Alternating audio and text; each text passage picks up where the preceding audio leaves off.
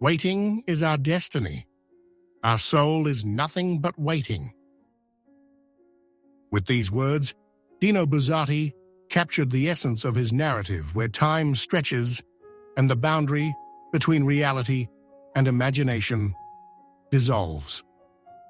His most famous work, the Tartar Steppe, explores waiting as a metaphor for the human condition, but to fully understand its meaning, it is essential to first know his life.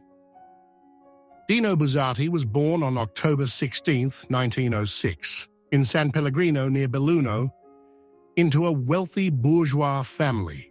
His father, Giulio Cesare Buzzati, was a professor of international law at the University of Pavia and Bocconi University in Milan, while his mother, Alba Mantovani, came from a noble Venetian family.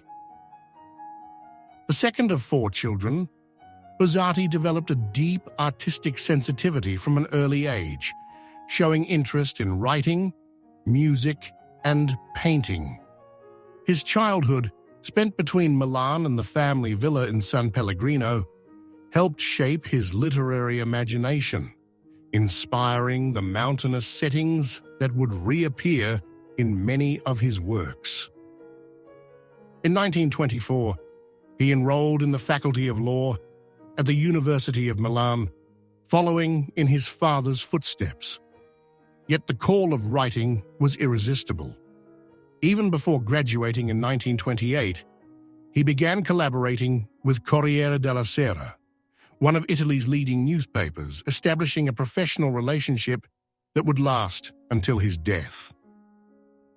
In 1933, he published his first novel, Barnabo of the Mountains, followed 2 years later by The Secret of the Old Wood, both set in mountainous landscapes where the boundary between reality and fantasy becomes thin.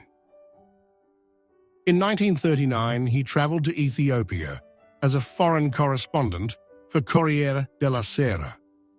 It was during this experience that the idea for his masterpiece, the Tartar Steppe, was born. Published in 1940, the novel brought him international acclaim, becoming a milestone of 20th century Italian literature.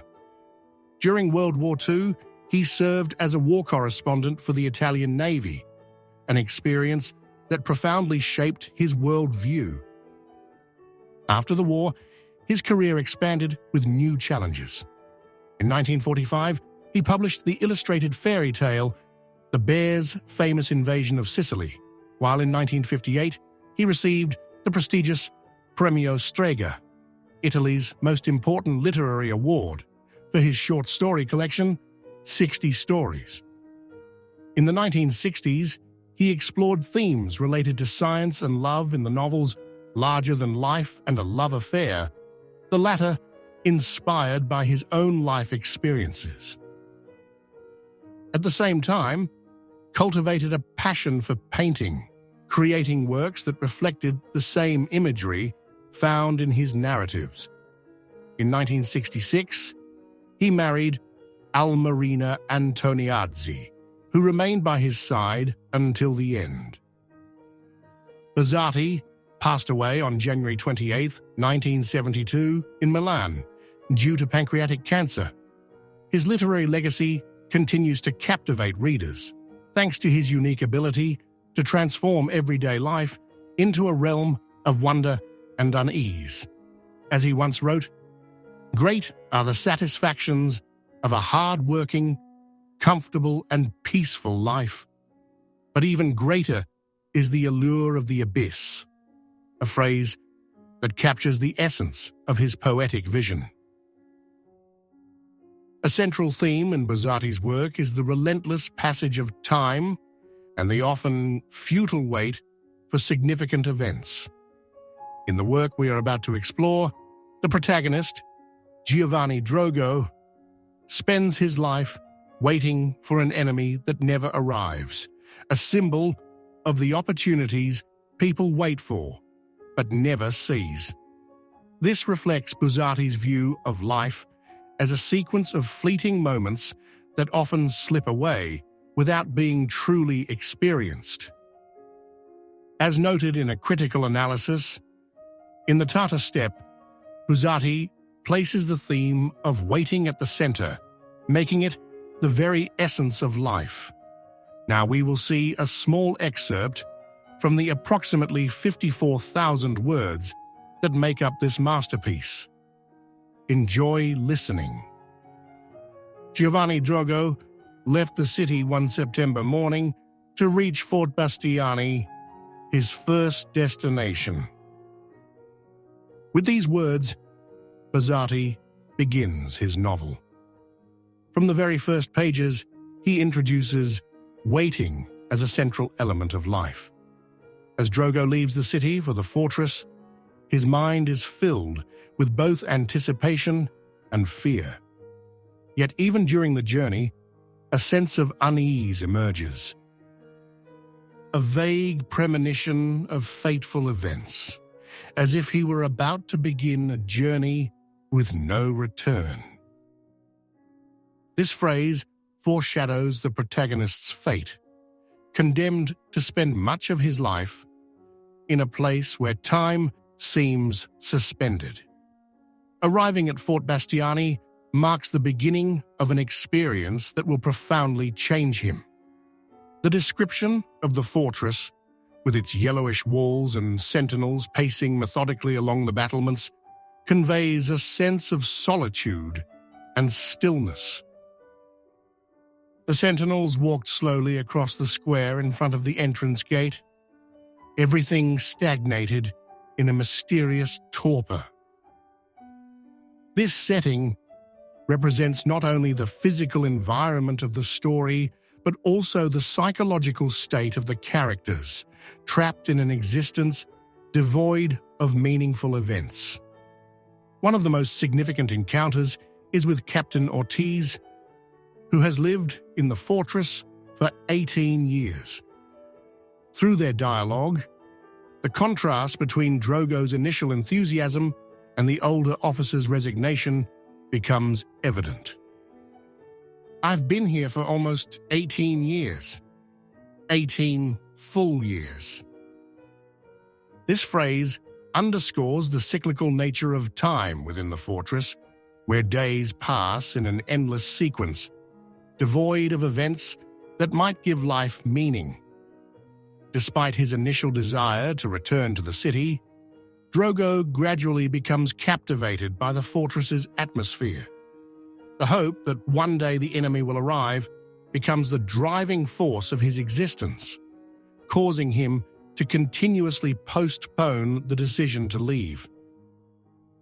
And what if the mage's assurances were all just a farce? What if, after 4 months, they still wouldn't let him leave? This thought, which torments him during sleepless nights, represents the fear of wasting his life, waiting for something that may never happen. The description of the surrounding landscape reinforces the sense of isolation and desolation. From the fortress walls, Drogo gazes at the northern desert, a place shrouded in mystery where legend has it that the Tartars once roamed. A deserted expanse through which men were said never to have passed.